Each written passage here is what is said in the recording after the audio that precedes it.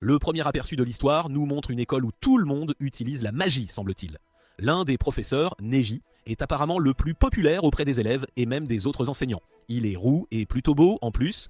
Les filles, Asuna comprises, se rassemblent autour de lui pour bien l'observer et aussi pour lui parler un peu. Pendant ce temps, une jeune fille est aperçue, assise toute seule dans une salle de classe. Son nom est Evangeline et Kay McDowell. C'est une vampire et elle est en vie depuis plus de 700 ans. Elle ne considère pas l'immortalité comme un don, mais plutôt comme une véritable malédiction de son point de vue. 80 ans plus tard, Evangeline est désormais connue sous le nom de Yuki Imi. Et elle semble bien plus âgée qu'il y a 80 ans.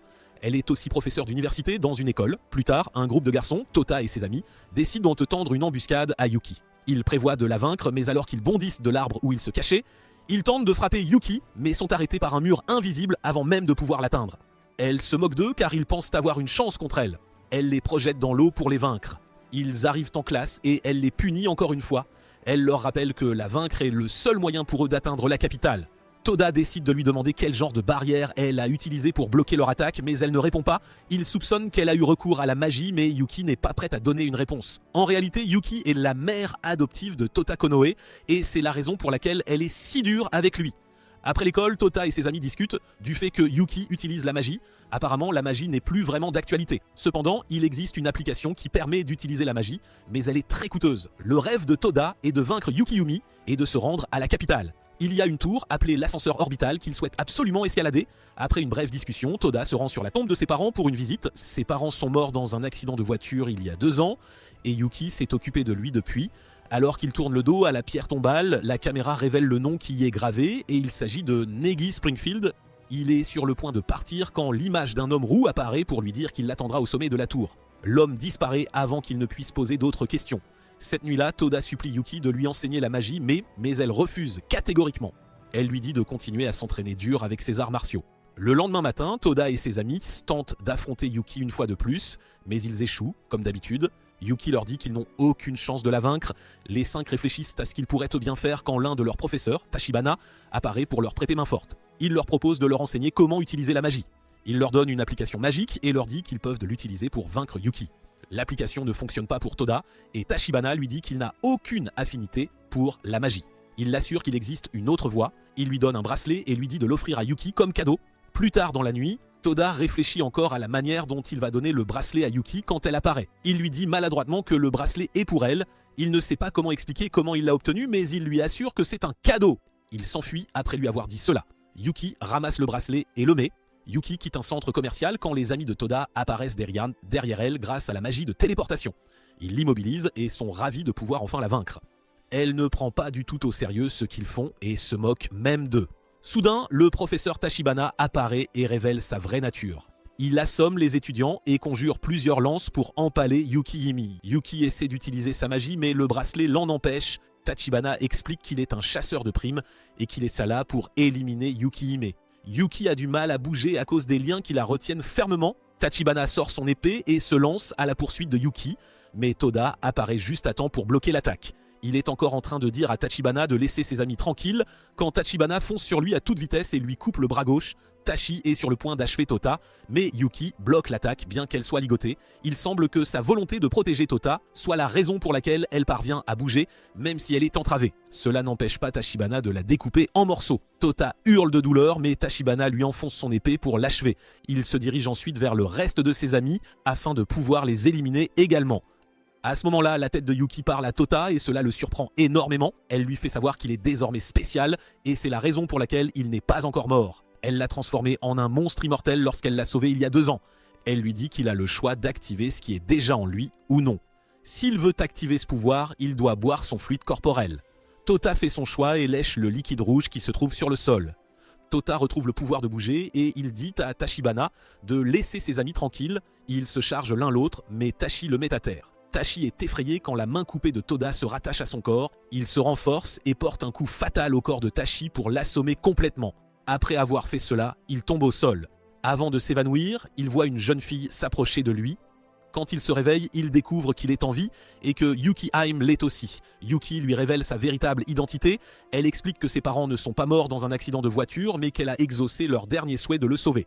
Elle a égoïstement donné à Tota la malédiction de l'immortalité. Tota réalise qu'il ne peut plus mourir et ne le voit pas comme une malédiction. Il est heureux de pouvoir passer le reste de ses jours éternels avec Yuki. Plus tard, Yuki et Tota quittent le village car il n'est plus sûr pour Yuki.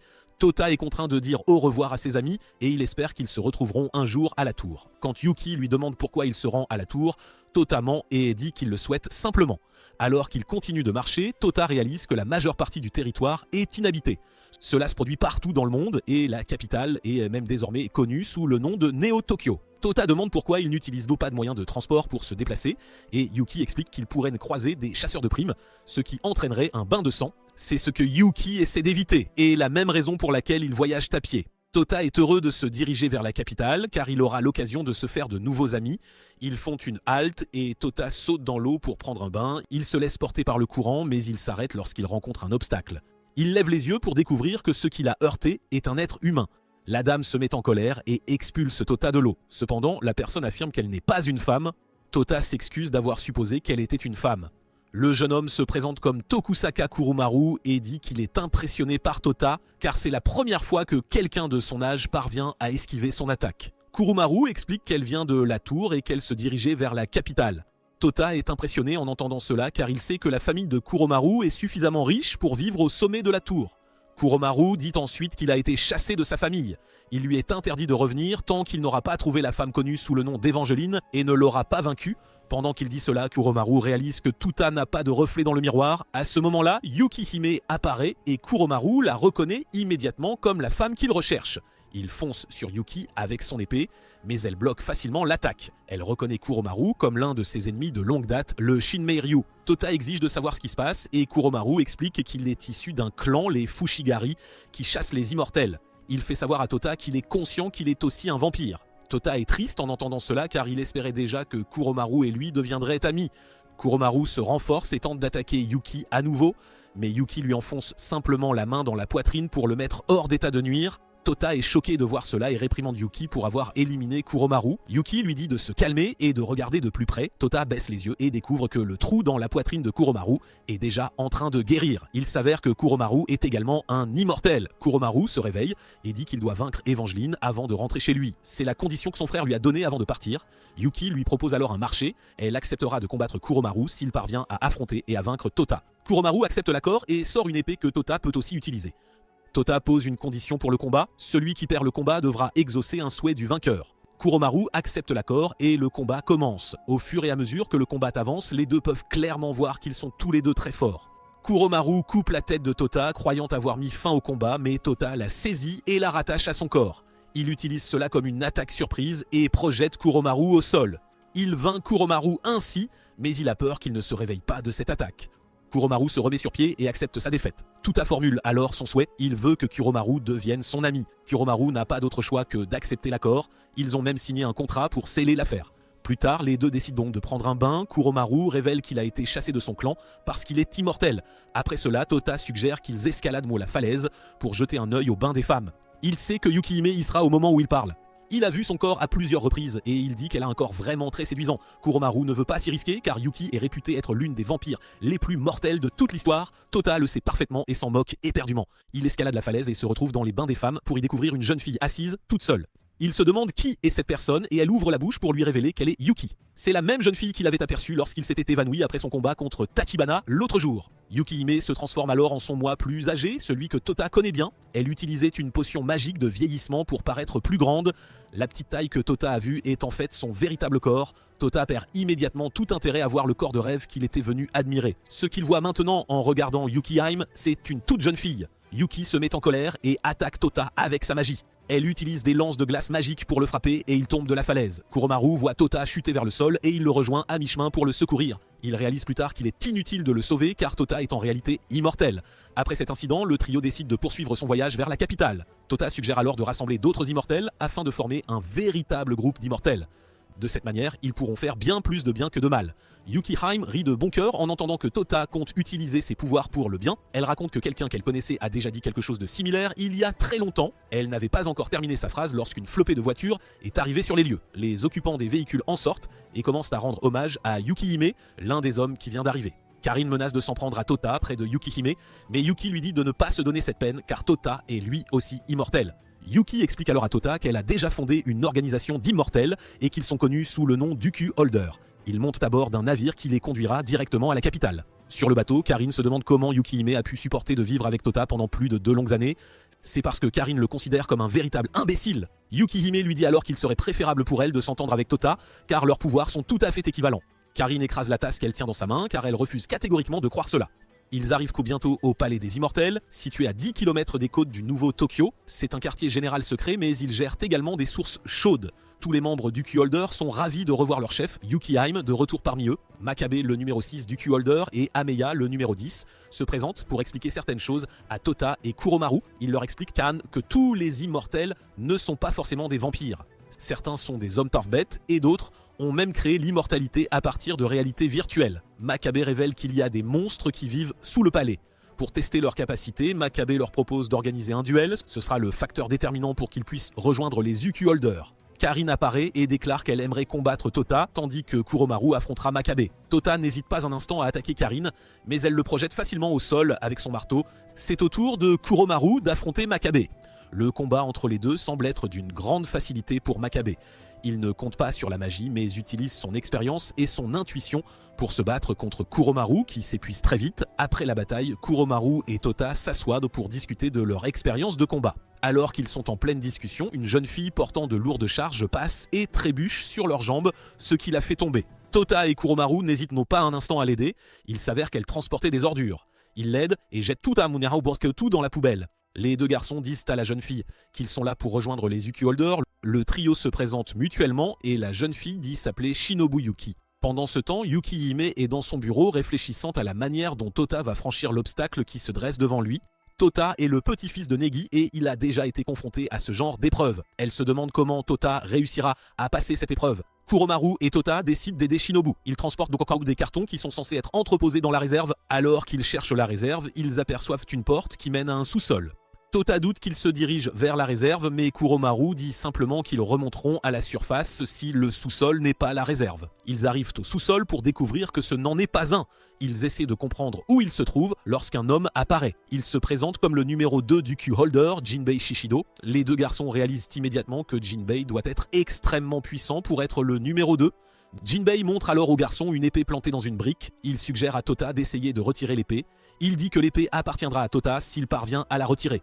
L'épée est maintenue par une magie forgée par le grand mage Alberio Ima. D'innombrables hommes forts ont tenté de retirer l'épée, mais tous ont échoué. Tota s'approche de l'épée et entend une voix qui lui indique comment la retirer. Il touche un cadran à côté de l'épée et cela la désengage de son emplacement. Cela choque l'homme et il demande à Tota comment il a fait cela. Tota explique à Jinbei que l'épée lui a parlé. Il s'avère que le nom de l'épée est Kurobo et qu'elle n'a pas été maniée depuis très longtemps. On dit que l'épée choisit son propre manieur. Après l'avoir retirée, Jinbei dit qu'il lui reste encore beaucoup à apprendre. L'épée possède plusieurs fonctions que Tota doit absolument maîtriser. L'épée dispose d'options de gravité qui peuvent être modifiées à volonté. Elle peut devenir extrêmement lourde et elle peut aussi devenir très légère. Tota devra apprendre les fonctions de l'épée de manière très approfondie. Il restera au sous-sol pour s'entraîner intensément car tout pourrait mal tourner s'il tentait de s'entraîner à l'extérieur. Au fil des jours, Tota et Kuromaru continuent de s'entraîner sans relâche. Après quelques jours, Kuromaru et Tota décident de défier leurs adversaires. Kuromaru défie Makabe tandis que Tota défie Karin. Makabe admet que la précision de Kuromaru s'est considérablement améliorée depuis leur dernier affrontement. Cependant, Makabe ne considère pas Kuromaru comme quelqu'un ayant réellement une chance contre lui. Alors que le combat progresse, Kuromaru commence à réfléchir à ce que Tota ferait s'il était à sa place. Il a une idée et au même moment, Makabe lui coupe la main. Makabe est sur le point de se détendre, pensant avoir gagné le combat lorsqu'il réalise qu'une épée l'a transpercé par derrière. Il comprend alors que Kuromaru peut toujours bouger n'importe quelle partie de son corps, même si elle est séparée du reste. Grâce à cette astuce toute simple, Kuromaru remporte le match. Makabe tombe au sol et une icône virtuelle s'affiche à l'écran pour montrer qu'il a perdu une vie. Makabe se relève et dit que cela faisait très longtemps qu'il n'avait pas perdu une de ses vies. Il a plus de 200 vies en réserve. Kuromaru a vaincu Makabe et a ainsi gagné le droit de rejoindre les Uku Holder. Le combat entre Tota et Karin se poursuit toujours et il semble être particulièrement intense. Shinobu se tient à distance, encourageant Tota de tout son cœur. À son insu, un monstre s'approche déjà d'elle. Tota donne tout ce qu'il a et prend le dessus sur Karin. Il est sur le point de porter le coup décisif lorsqu'il entend le cri de Shinobu au loin. Il quitte Karin et court vers l'endroit où se trouve Shinobu. Tota trouve Shinobu encerclé par des monstres. Il est sur le point de les affronter lorsque Karin apparaît pour l'aider. Elle propose d'éloigner les monstres afin que Tota ait une meilleure chance de secourir Shinobu. Alors qu'elle éloigne les monstres, l'un d'eux fait demi-tour et Tota se jette à la rescousse. Il vainc le monstre et met Shinobu en sécurité. Une fois Shinobu en sécurité, Tota règle le cadran de son épée sur 50 000 et saute sur le groupe de monstres pour les anéantir tous en même temps.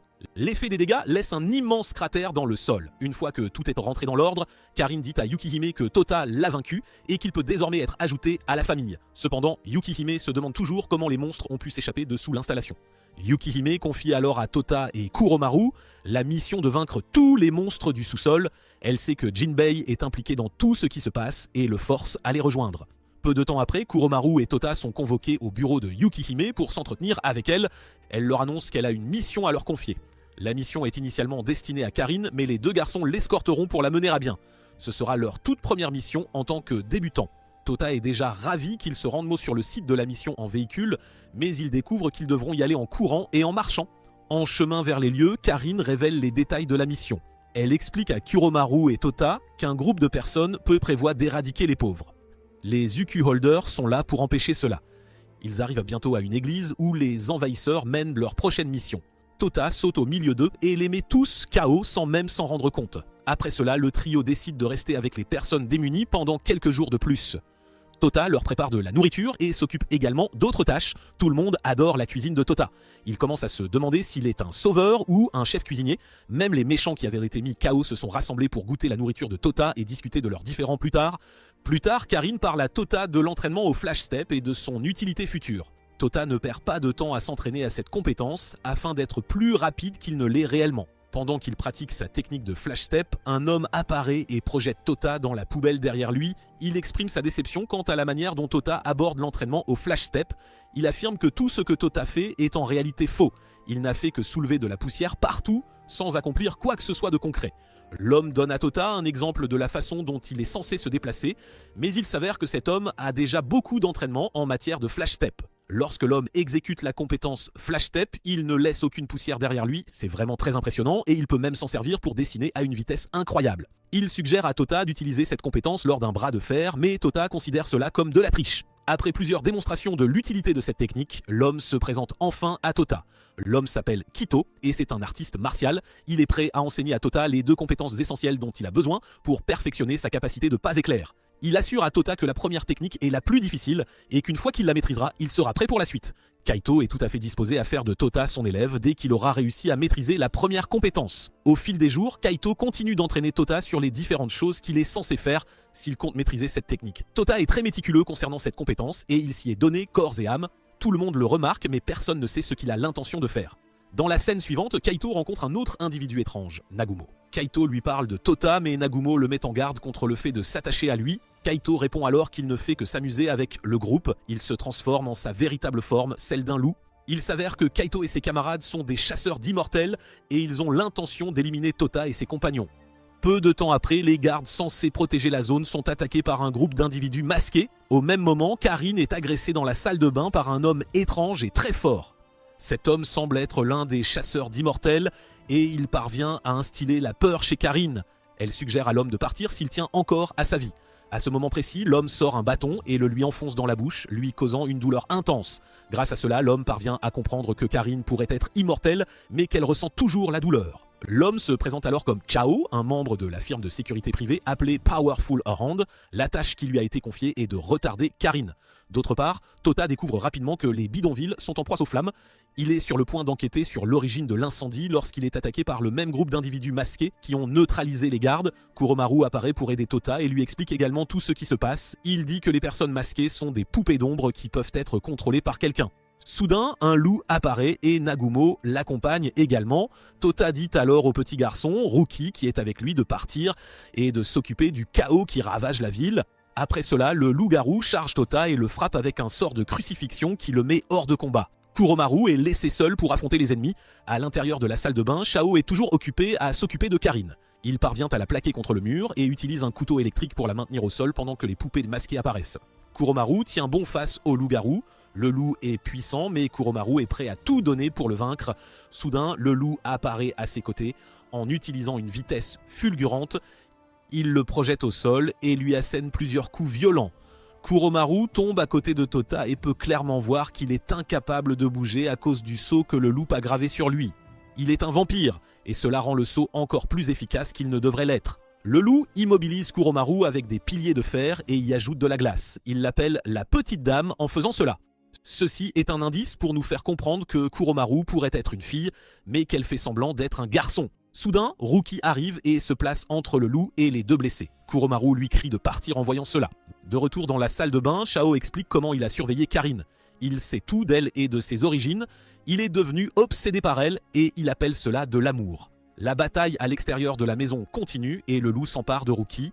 Il n'hésite pas à éliminer Ruki car c'est son travail. Ce sont des mercenaires qui ont été engagés par ceux qui vivent au sommet de la tour pour se débarrasser des pauvres censés vivre sur leur terre. Tout ce que le loup fait, il le considère comme une simple tâche.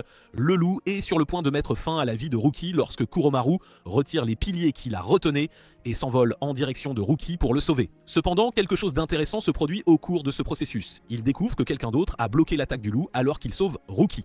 Il s'avère que cette personne est Tota. Toutes les personnes présentes sur les lieux sont choquées et se demandent comment il est capable de bouger même avec le sceau que le loup lui a imprimé. Ses bras émanent également une sorte d'aura sombre. Maintenant, dans la salle de bain, Shao continue de tourmenter Karin jusqu'à ce qu'elle lui donne un coup de pied dans l'entrejambe pour lui causer de la douleur. Il tombe au sol et Karin commence à briller intensément pour indiquer qu'elle est alimentée par le pouvoir sacré. Cela surprend Shao car Karin est une vampire et ne devrait pas être capable d'utiliser ce pouvoir, mais Karin lui fait savoir qu'elle est bénie par l'être divin lui-même. Elle n'est pas maudite, mais bénie, contrairement à la croyance populaire. Elle projette Shao contre le mur et le frappe jusqu'à ce qu'il ne puisse plus bouger. Nagumo demande à Tota s'il a la moindre idée de la nature du pouvoir qu'il a entre les mains, mais il répond que non. Le loup charge Tota, mais Tota lui assène facilement un coup de poing avant même qu'il ne puisse réagir. Le loup est ravi de se mesurer à quelqu'un d'aussi fort que Tota. Tota dit à Kuromaru de s'éloigner avec Ruki pendant qu'il s'occupe de Nagumo et du loup. C'est alors que Karin apparaît et propose de s'occuper de Nagumo tandis que Tota affronte le loup. Tota comprend facilement que le loup est Kaido. C'est grâce à sa capacité à utiliser le pas éclair quand il réalise qu'il a été découvert. Le loup reprend sa forme normale, Kaido. Kaido est prêt à en découdre avec Tota. Il est vraiment déchaîné à l'idée d'affronter Tota. Les deux se chargent l'un vers l'autre, mais il semble que Tota ait à maîtriser le pas éclair bien plus que Kaido ne l'avait imaginé. À un certain point, Kaido décide d'utiliser la technique secrète qu'il n'a pas encore montrée à Tota. Il prend une posture et court vers Tota avec une compétence qu'il ne lui a pas enseignée. Tota n'a aucun temps de réaction face à cela, et la chose suivante qu'il voit est la main de Kaido dans sa poitrine. Kaido appelle cette technique le jugement perçant lumineux.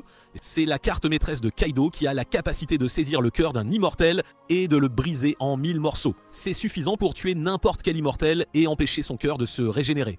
Soudain, une sorte d'aura sombre émerge du corps de Tota et cela suffit à faire redémarrer son cœur. Il repousse Kaito et il perd une main au cours de ce processus. Nagumo reconnaît ce pouvoir et il l'appelle la Magia Arabia. La Magia Arabia est une magie noire qui détient le secret ultime de l'immortalité. Celui qui la manie sera doté d'un pouvoir extraordinaire, mais il y a le risque que son âme soit consumée. Seules 2 personnes ont été recensées comme ayant utilisé ce pouvoir, et l'une d'elles est Evangeline. La seconde est un homme considéré comme le plus grand mage du monde. Nagumo les a rencontrés une fois en l'an 2065, et c'est à ce moment-là qu'il a compris la véritable étendue de ce pouvoir. Tota saisit Kaito et le projette au loin. Ses émotions négatives le rendent plus puissant. Nagumo veut intervenir, mais Karin l'arrête. Elle dit que Tota est leur responsabilité et qu'ils sont les seuls à pouvoir l'arrêter s'il décide de devenir incontrôlable. Tota est sur le point d'éliminer Kaito, mais il parvient à se contrôler et à se débarrasser de la Magia Eribia avant qu'elle ne le submerge complètement. Kaito est surpris de voir cela et il dit à Tota de l'achever, mais il refuse. Tota est déjà affaibli à cause de cela et ils décident de régler leurs différends en s'engageant dans un défi de bras de fer. Kaido prévoit d'utiliser la deuxième technique qu'il a cachée.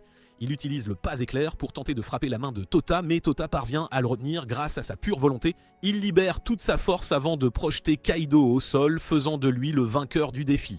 Karin peut clairement voir qu'elle a sous-estimé Tota. Nagumo propose d'emmener Kaido car ils ont déjà terminé leur mission.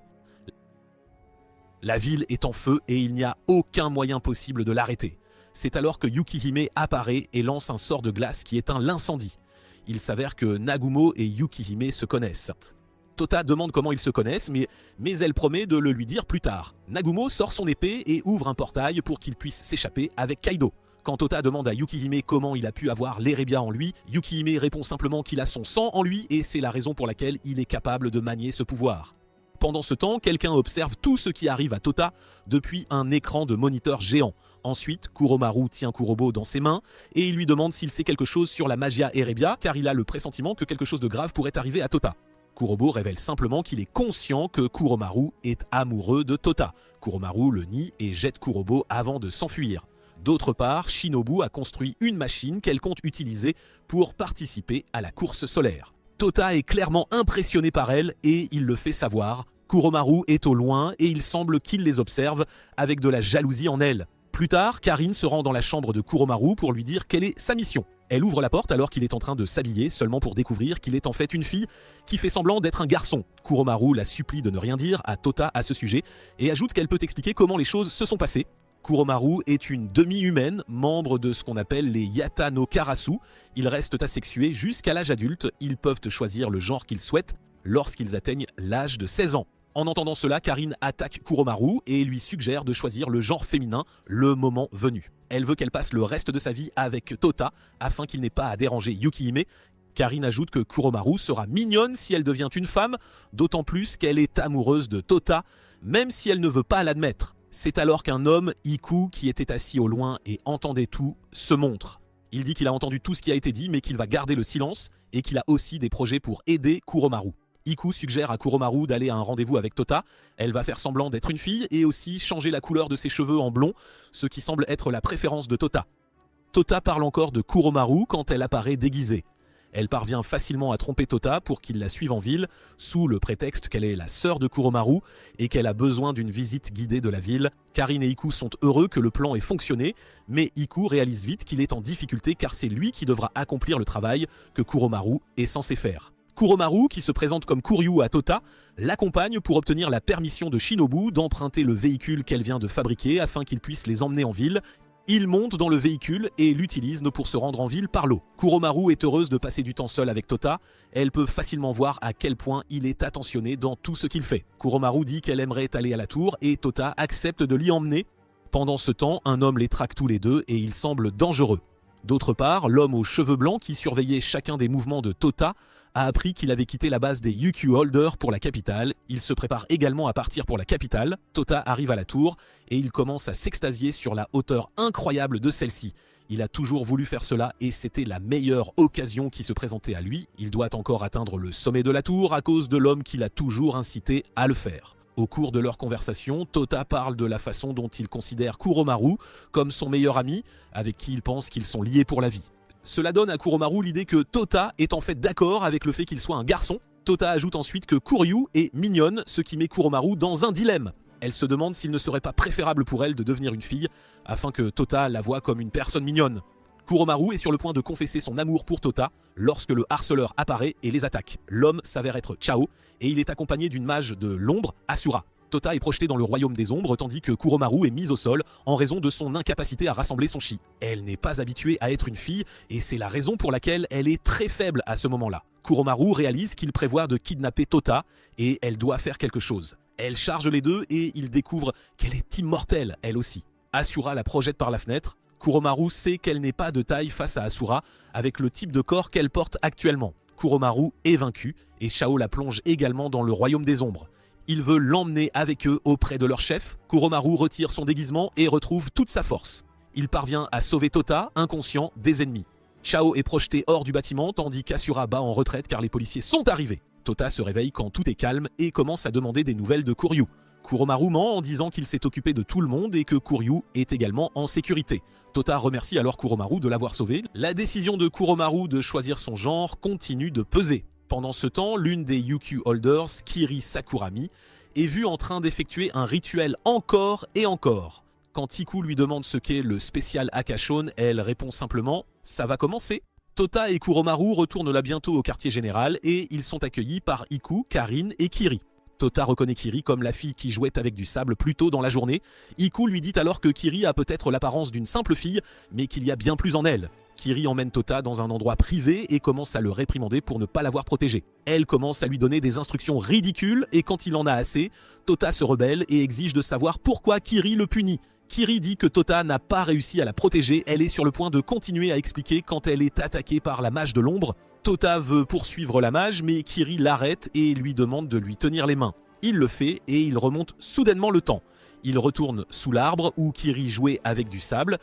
Kiri lui explique qu'elle vient de remonter le temps. Iku et Karine apparaissent, demandant Kuryu. Tota est sur le point de leur dire que Kiri a remonté le temps quand elle lui donne un coup dans la jambe pour le faire taire. Elle exige ensuite qu'Iku et Karine les ramènent à la capitale car Kuryu y sera. Sur le bateau, Kiri explique à Tota que son pouvoir n'est pas de la magie. C'est un pouvoir spécial que seule elle peut utiliser. Les sables sont des sables spéciaux provenant des montagnes qui lui permettent de revenir à sa dernière sauvegarde. Si elle tient la main de quelqu'un quand elle meurt, cela lui permet d'emporter l'âme de cette personne avec elle. Elle est la UQ Holder numéro 9, Kiri Sakurami. Même Karine ne connaît pas la véritable nature de ses pouvoirs. Kiri explique ensuite qu'ils ont traversé plusieurs playthroughs, parties, et que Tota n'a pas réussi à la protéger dans chacune d'elles. Elle commence à raconter comment la première partie s'est déroulée. Elle raconte à Tota tout ce qu'il a dit pendant cette période. Tota a réussi à la protéger dans cette ligne temporelle et à se débarrasser de Shao. Elle explique ensuite qu'il y a quelqu'un appelé Fate Averunkus, qui est considéré comme le plus grand mage de tous les temps, et il prévoit de kidnapper Tota. Kiri explique qu'elle et Kuromaru ont été séparés de Tota et Iku pendant un court instant lorsqu'une explosion s'est produite. Kuromaru a couru vers l'explosion sans prendre le temps d'écouter ce que Kiri avait à dire. Ils arrivent tous sur les lieux pour découvrir que Fate Averunkus est en train d'éliminer Tota et toute l'équipe. Il dit à Kiri qu'il est le propriétaire légal de Tota et qu'il est venu le chercher. Fate est l'homme aux cheveux blancs. Il est sur le point de pétrifier Kiri, mais elle se suicide rapidement pour pouvoir tout réinitialiser. Tota est choquée en entendant tout cela. Il demande à Kiri qui est Fate et elle explique que Fate est un utilisateur de magie terrestre qui était autrefois considéré comme un héros, mais il s'est retourné contre l'humanité pour des raisons inconnues. Kiri ne sait pas pourquoi Fate a dit qu'il était le propriétaire légal de Tota, mais elle est sûre que tout sera fini une fois que Fate aura pu mettre la main sur Tota. Ils sont au milieu de cette conversation quand Iku et Karine apparaissent. Karine a tout entendu et elle connaît maintenant les véritables pouvoirs de Kiri. Kiri a caché ses pouvoirs car cela pourrait amener les gens à connaître ses faiblesses. Tota lui dit alors de ne pas s'inquiéter car Iku et les autres n'essaieront jamais de lui faire du mal. Karine et les autres se joignent également à Tota pour lui donner leur parole qu'elle est absolument en sécurité avec eux. Kiri explique ensuite au groupe qu'ils ont besoin d'un plan pour affronter Fate. Ils savent où et quand il attaquera et ce qu'il leur reste à faire est de trouver un moyen de renverser la situation contre lui. Yukihime a elle-même approuvé cette mission et tout ce qu'ils ont à faire est d'élaborer les plans A et B. Ils doivent également capturer Fate, ils se dirigent vers l'endroit où Fate apparaîtra et ils commencent à élaborer des stratégies. Tota sera celui qui attirera Fate tandis que Karine et Iku serviront de diversion pour l'équipe. Kuromaru et Kiri seront en attente et Kuromaru doit faire de son mieux pour placer Kiri derrière Fate quand il apparaîtra. Une fois qu'elle pourra toucher Fate, tous leurs problèmes seront terminés. Elle emmènera Fate au sous-sol de l'installation et il lui faudra un certain temps avant de trouver comment sortir du sous-sol. Le reste de l'équipe supplie Kiri de les emmener avec elle le moment venu et elle accepte.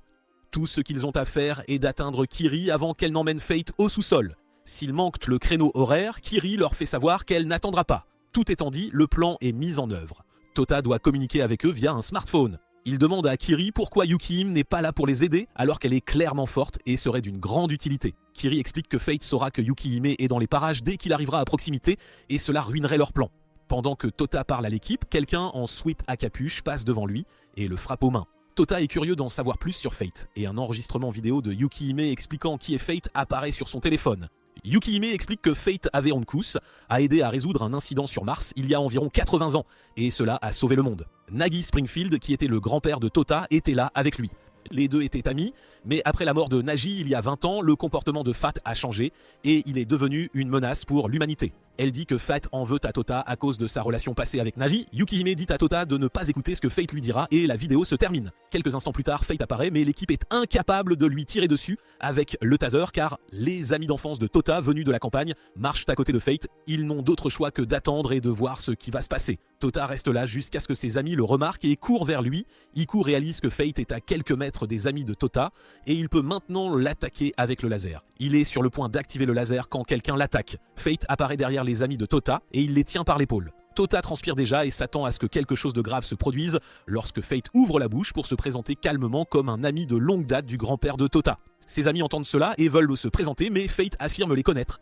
Il révèle leurs noms, Nikumaru, Tanaka et Torumi Hashi. Il détient déjà les 2 premiers en otage et il suggère à Tota de l'accompagner s'il ne souhaite pas qu'il élimine absolument tout le monde dans les environs, y compris ses propres amis. Il possède le pouvoir de le faire, donc Tota n'a aucune chance de le défier. Maintenant qu'il tient Tota sous sa coupe, il lui suggère de demander à ses amis de sortir de leur cachette et de déposer leurs armes sans plus attendre. Tota alors s'oppose à lui et déclare qu'il ne l'accompagnera jamais Fate. Kurobo s'envole vers les mains de Tota et Tota hurle à tout le monde pour leur annoncer qu'un terroriste est en liberté. Cela sert de diversion à Karin pour se placer derrière Fate et l'attaquer, mais il bloque l'assaut sans la moindre difficulté. Toda lui aussi fonce vers lui, mais Fate bloque leurs attaques simultanément, arborant un sourire. Ce sourire exaspère Toda au plus haut point et il désire plus que tout attaquer Fate. Toda a augmenté le poids de son épée jusqu'à 500 000 fois et il parvient à s'en servir pour briser la barrière de Fate. La camarade de Fate voit cela et détourne son regard d'Iku, ce qui permet à Iku de se libérer et de stopper l'attaque laser, mais Kirei apparaît soudainement et bondit vers Fate.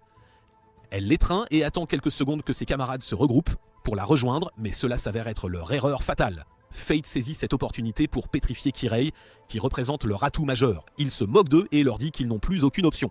Iku continue de tirer le laser sur Fate pour donner à ses camarades la chance de s'enfuir, mais Toda, lui, veut rester et combattre Fate. Il est convaincu que Fate conserve encore une part d'humanité en lui.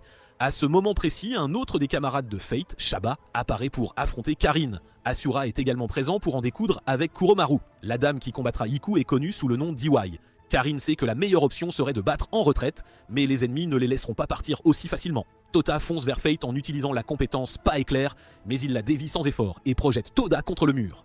Il apparaît derrière lui et libère une multitude de lames sur sa personne, mais Toda parvient à esquiver chacune d'entre elles, perdant cependant sa chemise dans l'action.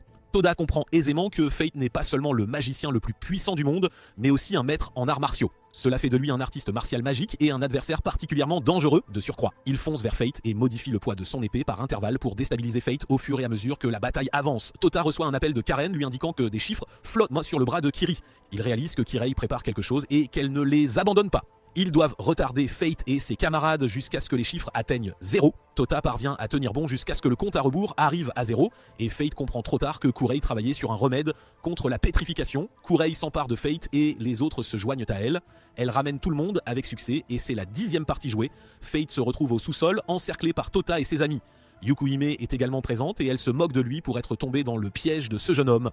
Fate est prêt à en découdre avec Yukuhime et il a les meilleures chances de l'emporter. Cependant, il devra faire face à 4 autres immortels si cela se produit. Il ne veut pas se fatiguer inutilement et il leur propose une option. S'il le laisse partir, il répondra à toutes les questions qu'ils lui poseront en toute sincérité. Il sait absolument tout ce qu'il y a à savoir, donc chaque personne a le droit de poser une seule question. Toda est sur le point de poser sa question, mais ses amis l'arrêtent. Ils lui disent d'attendre qu'ils aient poser leurs propres questions afin que Tota sache quelle est la plus importante à poser à ce moment-là. Iku demande à Fate ce qu'il veut de Tota et il révèle qu'il est à la recherche de Tota pour utiliser son pouvoir afin de ressusciter Negi. Tota pensait que son grand-père était mort, mais il s'avère que c'était un mensonge. Karen pose alors sa question également. Elle demande à Fate qui Negi aimait le plus entre lui et Yukihime. Fate n'a pas pu donner de réponse directe à cela car Yukihime l'aurait tué s'il l'avait fait. Kuromaru pose ensuite sa propre question à Fate également. Elle demande à Fate si Tota doit l'accompagner immédiatement, mais il répond par la négative. Il révèle que Nagi ne mourra pas avant les 20 prochaines années environ. Le monde entier mourra également avec lui lorsque cela se produira. Mais le fait est que Toda n'a pas besoin de suivre Fate immédiatement. Quand c'est au tour de Toda de poser sa question, il demande à Fate s'il est celui qui a mis fin au jour de ses parents, et il répond par l'affirmative. Toda se met en colère en entendant cela et il est prêt à attaquer Fate lorsqu'une image de Negi apparaît soudainement. Il semble s'agir d'une image en direct qui communique depuis un endroit inconnu. Yukihime communique avec Kuromaru par télépathie et lui dit de regarder Tota. Il y aura un appareil sur son corps qui lui permet de communiquer avec Negi. Elle ordonne à Kuromaru de se débarrasser de cet appareil. Elle se dirige vers l'appareil et le détruit avant que Negi ne puisse révéler à Tota la vérité derrière tout ce qui se passe. Fate et Yukihime décident qu'il serait préférable pour Arachil de cacher la vérité à Toda. Une fois que toute l'agitation s'est calmée et que Fate a été autorisé à partir, Kirei est en colère de ne pas avoir été impliqué dans toute cette saga. Toda continue de faire pression sur Yukihime pour qu'elle lui révèle la vérité sur son grand-père, mais elle n'est pas prête à laisser éclater la vérité. Elle ferme la porte de son bureau et se dit à quel point elle est désolée. Peu de temps après, une vieille dame et une jeune fille se présentent, demandant des nouvelles de Yukihime et de Tota. Tota est en train de prendre un repas préparé par Shinobu. Lorsque la dame qui vient d'arriver fait irruption, elle se présente comme Yukihiro. Elle affirme que Tota est issue d'une famille de séducteurs invétérés. Les femmes ont toujours été réputées pour être très friandes des Springfield. L'arrière-grand-mère de Yuki fut l'une de leurs victimes. Yuki est là pour s'assurer qu'aucune autre femme ne tombe à nouveau dans leur piège. Elle fonce vers Tota et il la frappe de toute sa force, la projetant au loin, mais Tota s'envole vers elle et la rattrape. Il la dépose sur le toit et Yuki révèle la véritable raison de sa présence. Elle est là pour demander à Tota de devenir son époux, mais Tota refuse humblement, trouvant cela bien trop soudain. D'autre part, l'arrière-grand-mère de Yuki se trouve dans le bureau de Yuki Aimi en pleine discussion avec elle. Il s'avère que les deux se connaissaient déjà à l'université, à l'époque où Negi était professeur. Elle raconte alors comment toutes les filles essayaient toujours de s'approprier Negi et l'arrière-grand-mère de Yuki faisait partie de ces personnes. Au même moment, Yuki s'affaire à préparer des repas pour Tota dans l'espoir de conquérir son cœur. Kirei et les autres filles réalisent que Yuki prépare réellement la nourriture toute seule. Elles craignent que Yuki ne gagne la bataille pour obtenir Tota. Kirei tombe à genoux mais ne veut toujours pas accepter qu'elle aime Tota. Karine est convaincue que les filles humaines ont un avantage certain sur les filles immortelles. Cela continue de briser le cœur de Kiri car elle réalise que leurs chances de séduire Tota diminuent de jour en jour. Iku apparaît et annonce aux filles qu'il a une solution à leurs problèmes. La solution qu'il propose est qu'elle passe du temps avec Tota aux sources thermales. Kirei et Karine ne veulent pas faire ce qu'Iku dit, et ils menacent d'en parler aux filles humaines. Elles le supplient de ne pas le faire et commencent à envisager de suivre ses conseils. L'arrière-grand-mère de Yuki et Yuki Aimi continuent de parler de Nagi et de la façon dont Yuki passait son temps pendant leurs années universitaires. Yukuhime a toujours eu peur de laisser partir les gens et l'arrière-grand-mère de Yuki lui rappelle ce que Negi leur a dit, qu'il suffit d'un peu de courage. Tota et Iku entrent ensemble dans la source et Iku fait cela pour gagner du temps afin que les filles puissent se décider. Iku leur avait dit qu'elle devait le frotter le dos de Tota 50 fois pour devenir sa préférée. Surgissant de nulle part, Karen apparaît, ce qui surprend Iku. Il pensait que Karen n'était pas intéressée par Tota, mais la voilà. Karen dit qu'elle est là pour observer, mais elle sort une brosse et plaque Tota au sol. Elle commence à lui frotter le dos, mais Kurei apparaît et l'arrête. Elle se demande pourquoi Karen fait ce qu'elle fait alors qu'elle se montrait désintéressée auparavant. Yuki apparaît également et cela se transforme rapidement en une bataille pour savoir qui frottera le dos de Tota. Kuromaru apparaît également et elle arrache Tota au groupe. Une agitation éclate entre elles et elles finissent par projeter Tota de l'autre côté de la source. Yukuhime arrive pendant qu'elles sont occupées à se battre et elle commence à frotter le dos de Tota. Le groupe réalise trop tard que Yukihime s'est déjà mise au travail sur le dos de Tota. Iku dit alors aux filles qu'elles n'ont rien à craindre si Yukihime et Tota se soucient déjà l'un de l'autre. Iku s'enfuit après avoir dit cela. Yuki et Shinobu s'assoient pour discuter de leur compétition pour savoir qui aura Tota. Yuki dit qu'elle est là pour protéger Shinobu parce qu'elle semble faible, mais cela ne signifie pas qu'elle la laissera avoir Tota. Plus tard cette nuit-là, Tota rencontre Yukihime sur le quai. Yukihime a son apparence habituelle et Tota se demande pourquoi Yukihime choisit de ressembler à cela. Yukihime dit qu'elle veut lui révéler quelque chose et elle souhaite que ce soit sous sa véritable forme. Tota décide alors de poser une question en premier. Il demande à Yukihime si elle est amoureuse de Nagi. Yukihime répond qu'il n'est plus nécessaire de le cacher et admet aimer Negi. En fait, elle aime toujours Negi. Elle ajoute ensuite que le Negi qui est apparu l'autre jour n'est pas le Negi qu'elle aime. Elle raconte que Negi a vaincu un sorcier maléfique il y a 20 ans. Ce sorcier était connu sous le nom de créateur de vie, ou la mage du commencement, et son nom était Bayot. Elle prend possession de quiconque la vainque, ce qui lui offre la possibilité de continuer à vivre. Cela signifie simplement que Negi est possédé par la mage du commencement depuis 20 ans. Yukuhime et Fate prévoient de le sauver, mais leurs méthodes divergent, et c'est la raison pour laquelle ils ont pris des chemins séparés. Tota souligne alors que Nagi essayait de lui dire quelque chose avant de disparaître. Yukihime révèle alors la vérité. Les parents de Tota ne sont pas ceux qui sont morts dans l'accident cette nuit-là. Les personnes décédées ne sont pas ses vrais parents, et il est vrai que Fate en est la cause. Tota veut savoir si ses parents sont toujours en vie. Yukihime avoue tout et dit que Tota a été créé en utilisant les informations génétiques de Nagi. En bref, Tota est le clone de Nagi. Tota est surpris d'entendre cela, et il en parle plus tard à Kuromaru. Il est en pleine discussion avec Kuromaru lorsque Yuki fait irruption dans la pièce pour inviter Tota au tournoi d'arts martiaux de Mayura qui se déroule actuellement. Ils arrivent sur le lieu où le tournoi a lieu et Tota est très excité d'être là. Yuki lui explique le fonctionnement du tournoi et la manière dont les immortels y participent. Tota souhaite participer et il commence à chercher un membre du personnel. Il en trouve un qui l'informe alors que les participants au tournoi sont choisis à l'avance, la seule raison pour laquelle un nouveau membre peut être ajouté est si l'un des participants n'est plus en mesure de concourir. Toda est triste d'entendre cela, mais il décide qu'il participera au tournoi l'année suivante. Cela lui aurait donné la chance de devenir encore plus fort. Toda et Yuki sont encore en pleine discussion lorsque son arrière-grand-mère Ayaka apparaît. Elle est accompagnée de Shashamaru et de la directrice du tournoi, Mana. Mana est également la directrice de l'école et Tota est surpris d'apprendre que l'endroit où il se trouve est une école. Mana lui fait alors savoir que Negi était professeur dans cette école il y a 80 ans. Ayaka et les deux autres sont ses élèves. De retour au quartier général, Shinobu a découvert que tout le monde se rendait à la capitale et elle décide de faire de même. Ayaka et les deux autres dames emmènent Toda dans la salle de classe où son grand-père enseignait. Là, Toda rencontre une autre élève de son grand-père, Sayo. Kirei et Kuromaru arrivent peu après et sont surprises de trouver Yuki toute seule. Elle leur dit que son arrière-grand-mère est celle qui a emmené Tota. Elle soupçonne que son arrière-grand-mère fait des choses un peu coquines avec Tota. De retour dans la salle de classe, Ayaka se lève de son fauteuil roulant pour examiner très attentivement le visage de Tota. Elle est heureuse d'avoir vécu assez longtemps pour rencontrer le petit-fils de Negi. Tota essaie de lui dire qu'il n'est pas le vrai petit-fils de Negi, mais Ayaka affirme le voir exactement comme le petit-fils de Negi et rien d'autre. Les dames le serrent tour à tour dans leurs bras juste pour ressentir un peu de Negi à travers Tota. À ce moment précis, Mana reçoit un appel l'informant que 2 des concurrents sont blessés, mais qu'ils ont réussi à obtenir un remplaçant. Il ne leur manque plus qu'une seule personne. Mana regarde Toda et dit qu'elle a trouvé la bonne personne pour remplacer le concurrent blessé. C'est l'heure de la bataille et Toda est le premier participant au combat après avoir été choisi pour remplacer le concurrent indisponible. Kirei et Kuromaru demandent à Yuki si elle a fait quelque chose pour que Toda participe au tournoi, mais elle répond par la négative. Toda entre sur le ring et son adversaire est présenté. Le nom de son adversaire est Cutlass et il porte un sweat à capuche. Toda le regarde et pense que Cutlass lui semble familier. La bataille commence et Toda est le premier à charger Cutlass, mais il esquive facilement l'attaque. Toda est choqué de voir cela et parle de la chance qu'il a d'être tombé sur un adversaire aussi fort dès le début. Cutlass sourit et appelle Toda son frère. La bataille reprend entre les deux et Kuromaru commence à s'inquiéter de cela. Il a le sentiment que Cutlass est plus fort qu'il n'y paraît. Au même moment, Mana apprend du participant blessé que la personne qu'il a mis hors de combat est Cutlass. La bataille entre les deux est si intense, mais il semble que Toda soit en train de perdre le combat. Cutlass fonce vers Toda et Toda a du mal à esquiver l'attaque. Cutlass le coupe en deux avant même qu'il ne sache ce qui lui arrive. Yuki veut que Kuromaru fasse quelque chose concernant le combat, mais Kuromaru dit qu'une puissante barrière entoure la scène et qu'elle n'est pas assez forte pour la briser. Toda parvient à se relever et à activer l'Erebia, mais cela ne suffit toujours pas à égaler la puissance et l'habileté de Cutlass. Cutlass utilise un sort qui libère plusieurs pieux pour empaler Toda et le clouer au sol. Cutlass se moque de Toda et l'appelle la fausse version de Nagi. À ce moment précis, les amis de Toda commencent à le motiver pour essayer de le faire se relever et se battre. Grâce à leur motivation, Toda parvient à libérer son bras gauche et à asséner un coup au visage de Cutlass pour lui retirer son sweat à capuche. Il est choqué de découvrir que Cutlass est une fille. À ce moment précis, Cutlass déclare qu'elle n'est que le numéro d'ouverture. Surgissant de nulle part, quelqu'un commence à apparaître derrière Cutlass. Cette personne n'est autre que Negi, le grand-père de Tota. Mana sait que la personne qu'il regarde est Negi, mais pas seulement Negi. Elle est la mage du commencement et elle est venue pour Tota.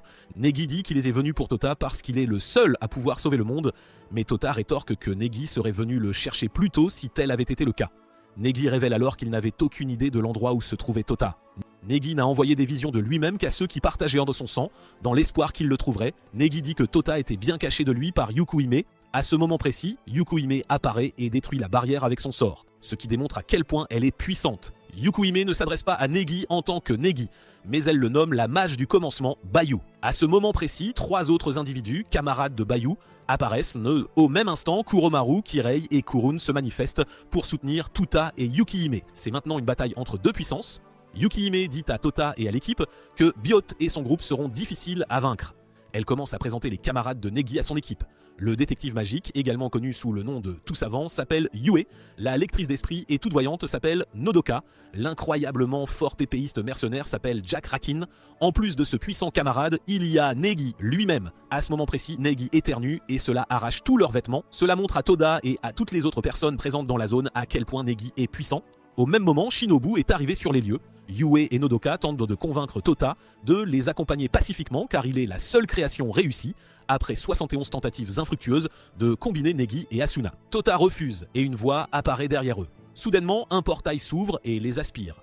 Ils se retrouvent alors subitement dans une autre ère. Ils se retrouvent face à face avec un homme qui se présente comme Sanders. À ce moment précis, Kurobo prend la parole et déclare « Le vrai nom de cet homme n'est pas Sanders. Son véritable nom est Albireo Ima. C'est en réalité lui qui a créé Kurobo. » Sanders est furieux que Kurobo ait révélé son secret et il le punit en le soumettant à la pression d'un trou noir. Une fois qu'il a fini de punir Kurobo, Sanders dit à Tota qu'il est un vieil ami de Yukihime mais qu'il travaille maintenant pour Negi. Sa mission est de convaincre Tota et la meilleure façon d'y parvenir est de lui montrer l'histoire d'amour de Yukihime. Sanders lui montre comment Yukihime a rencontré Nagi, le père de Negi, et est tombée amoureuse de lui. 15 ans plus tard, Yukihime a également rencontré le fils de Nagi à l'académie Maura. Yukihime ne tarde pas à prendre Negi sous son aile. Elle lui fait faire des choses étranges, tout cela au nom de son entraînement. Et la seule personne qui vient toujours au secours de Negi est Asuna. Cependant, leur lien n'a cessé de se renforcer. Il est heureux de voir cela, et il remercie Sanders de lui avoir montré des images du passé. Cependant, Sanders dit qu'il ne lui montre pas des images du passé. Yukihime, sous sa véritable forme, voit soudainement Tota et le reconnaît. Avant que quoi que ce soit d'autre ne puisse se produire, Boff apparaît et s'empare de Yukihime. Avant que Tota ne puisse faire quoi que ce soit, il est empalé par Sanders. Butte coupe Yukihime en deux et la jette au sol. Tota est également projeté au sol et il rampe vers Yukihime. Butte dit que la seule façon pour Tota de sauver Yukihime est de ne faire qu'un avec elle. Tota touche les mains de Yukihime et Yukihime parvient à se reconstituer. Tota la porte dans ses bras et Yukihime confesse que Tota est la personne avec qui elle a toujours voulu être. Tota assure alors à Yukihime qu'il sera là pour la rendre heureuse, mais Butte pense que Yukihime n'a aucune chance d'être heureuse. Tota réprimande Butte pour avoir dit une chose pareille, et tous deux les attaquent avec colère. Tota porte Yukihime dans ses bras et esquive les attaques féroces de Butte. À ce moment précis, Yukihime fait savoir à Toda qu'il se trouve dans une dimension où Butte détient tout le pouvoir. Tout ce qu'elle imagine se réalisera. Yukihime dit alors qu'ils vont utiliser cela contre elle. Elle utilise un sort pour créer un espace équilibré afin qu'ils puissent tous deux utiliser leur force pour se battre. Yukihime dit que briser l'esprit de Butte dans cette dimension sera sa fin. Il fonce vers Butte, mais elle distrait facilement Yukihime avec une image de Nagi. Yukihime est projeté au sol et Tota, qui tente de frapper Butte, est également renversé. Pendant le combat, Yukihime commet une erreur et laisse entendre qu'elle n'a aimé que 3 personnes au cours de ses 700 ans d'existence. Tota manque de la sagesse nécessaire pour comprendre que la 3e personne est lui. Le combat continue et Yukihime parvient à frapper Butte avec un puissant sort. Cependant, cela ne suffit toujours pas à l'éliminer. Toda est entraîné dans l'abîme par des images de Karin et des autres filles. Il sait qu'il est dans l'imagination de Butte, mais il a du mal à se défendre contre cela. Surgissant de nulle part, Asuna apparaît et tire Toda vers le haut. Elle détruit la dimension sombre, révélant une vue dégagée de l'environnement. Elle se présente alors à Toda et il comprend immédiatement que la personne qu'il regarde est sa grand-mère. Yukihime est surprise de voir Asuna car elle est censée être sur Mars. Asuna dit que son vrai corps est toujours sur Mars. Elle a pu se manifester depuis l'intérieur de Tota parce que Boat manipulait certaines choses en lui. Asuna étreint Yukihime car cela faisait longtemps qu'elle ne s'était pas vue. Karin et les autres apparaissent également. Bayou tente de les attaquer mais Asuna bloque l'assaut sans difficulté et informe l'équipe qu'ils n'ont été dans cette dimension que pendant 0,7 secondes. Elle précise que le véritable affrontement débutera dès qu'ils quitteront cet endroit. Avant leur départ, elle révèle à chacun d'eux les faiblesses spécifiques des adversaires qu'ils devront affronter. Asuna explique ensuite à Tota que la puissance qui sommeille en lui est l'unique moyen de venir à bout de Butte. Il dispose de 37 secondes pour faire surgir ce pouvoir. Jizuna déchire alors la dimension imaginaire afin de ramener l'équipe dans le monde réel, permettant ainsi au combat de commencer. Kirei, elle, affrontera Jack et on lui a spécifiquement dit de viser ses yeux. Elle s'exécute et ils parviennent à le projeter au sol. Kuromaru réussit également à neutraliser Yue et sa sœur en utilisant un puissant sort de liaison sur elle. Yukihime, de son côté, emprisonne Cutlass derrière une solide barrière de glace. Tota active son pouvoir Iribia et fonce droit sur Negi, mais ce dernier esquive sans mal son assaut initial. Tota exprime alors sa détermination inébranlable à libérer son grand-père de l'emprise maléfique de Butte. Le reste de l'équipe continue de se battre avec acharnement contre les camarades de Negi. Leur objectif est de les maintenir occupés jusqu'à ce que Tota puisse enfin accéder au pouvoir qui sommeille à maîtriser lui. Fate érige alors sur le point de prendre le dessus et s'en sert pour extraire leur conscience. Le véritable Negi peut ainsi émerger et s'entretenir avec Yukihime, Fate et Tota. Fate révèle à Negi qu'il a découvert un moyen de le libérer de l'emprise de Bayou, mais Neji lui rappelle qu'il est à présent une partie intégrante de Bayou et qu'il n'y a absolument rien qu'il puisse faire d'autre que de l'éliminer purement et simplement. Negi est sur le point de poursuivre leur discussion lorsque Tota l'interrompt. Il lui dit de prêter attention à Yukihime car elle a énormément souffert de son absence. Yukihime saute alors dans les bras de Negi pour lui montrer à quel point il lui a manqué. Negi dit à Tota qu'il est un bon gamin et il est sur le point de lui révéler quelque chose d'important quand leurs liens sont brutalement rompus. Ils reprennent leurs esprits et tentent de maintenir Negi contre un mur, mais ils s'en libèrent sans la moindre difficulté, comme si de rien n'était. Le corps de Negi devient alors blanc et désormais capable d'utiliser le même pouvoir que son grand-père. Cependant, Karen et les autres trio avec terriblement des assauts de Jack déconcertantes. Tota s'envole loin de l'arène et Negi se lance immédiatement à sa poursuite. Ils portent leur combat dans les cieux. Tota fonce sur son grand-père et le frappe violemment au visage. Il le réprimande avec force pour s'être laissé consumer par Bayot. Il est absolument déterminé à le sauver, même si ce dernier refuse son aide. Tota a déjà le dessus, mais Jack surgit et empale Tota avec une épée gigantesque, le faisant chuter lourdement dans l'arène. Chaque membre de l'équipe est déjà passablement malmené et affaibli. Nagi est sur le point d'achever Tota lorsque Curé s'interpose brusquement entre eux et rappelle à Nagi quelle est sa véritable puissance. Nagi s'approche de Curé et sourit car il est plus qu'évident qu'elle est éperdument amoureuse de Tota, mais elle le nie encore une fois avec véhémence. Yue et Nodoka lisent ses pensées à voix haute, mais elle continue de le nier avec insistance. Cutlass enfonce alors son épée dans Kirei et commence à la torturer cruellement, tandis que Tota, quelques instants plus tard, Kirei lui rappelle qu'ils ont suffisamment retardé les choses et qu'il est maintenant temps de dévoiler leurs véritables intentions. Le groupe entier se retrouve alors subitement transporté à Maora, 80 ans dans leur atroce. Nagi est immédiatement touché par des balles scellantes magiques tirées par les étudiants qui les attendaient déjà de pied ferme. Il parvient tout de même à se libérer de cette entrave, mais les étudiants tentent de lui montrer à quel point il compte énormément pour eux tout en l'attaquant simultanément. Ils réussissent à créer une diversion majeure, ce qui leur offre l'opportunité d'injecter à Nagi une substance qui l'affaiblit considérablement. Nagi ne comprend absolument pas comment toutes ces personnes de son passé se retrouvent là, debout devant lui. Il lui révèle qu'ils étaient présents à l'intérieur de Tota depuis tout ce temps, mais qu'ils viennent seulement de prendre forme à cet instant précis. Il s'avère que Tota n'est pas uniquement composé des gènes de Nagi et d'Asuna. Toutes les filles de la classe 3A ont leurs gènes intégrés dans la formation de Tota. Il est donc en quelque sorte leur enfant autant qu'il est celui de Negi. Asuna apparaît également et elle serre tendrement Negi dans ses bras. Ils sont ensuite transférés vers un autre endroit et Negi réalise alors que les événements ne se déroulent plus du tout comme il l'avait initialement prévu. Il dit à Asuna qu'ils sont prêts à se retirer pour le moment. Il annonce à Tota qu'il l'attendra toujours patiemment au sommet de la tour. Après avoir prononcé ces mots, une lumière éclatante surgit et cela ramène Nagi et son équipe directement au sommet de la tour. Après son départ, Tota et l'équipe se retrouvent de nouveau dans l'arène. La majeure partie de la zone est complètement détruite, mais il semble qu'aucune vie n'ait été perdue. Jinbei a réussi à mettre tout le monde à l'abri du danger, mais il n'est pas encore prêt à révéler la technique secrète qu'il a employée. Fate revient également là où il se trouve, mais il dit à Yukihime de ne surtout pas se mettre en travers de son chemin la prochaine fois. Yukihime lui répond simplement qu'elle ne peut absolument rien promettre. Tota lève les yeux vers la tour et promet solennellement à Negi qu'il viendra le retrouver la prochaine fois qu'ils se rencontreront. Une fois la poussière retombée, Kurei insiste avec force sur le fait que sa confession n'était qu'un stratagème pour retarder Negi et ses acolytes. Peu après, Tota se rend au bureau de Yukihime pour lui déclarer son amour. La première réaction de Yukihime est de le frapper violemment, mais Tota revient aussitôt en courant dans le bureau plein d'espoir. Yukihime donne alors à Tota la réponse à sa proposition. Elle lui dit simplement non, et Tota reste complètement stupéfait, bouche bée. Les filles font alors irruption dans la pièce. Après leur départ, la caméra se lance sur le visage de Yukihime pour révéler qu'elle rougit intensément pour avoir osé demander Yukihime en mariage. Elle ajoute même que Tota a 500 ans de retard, c'est bien trop tard pour lui.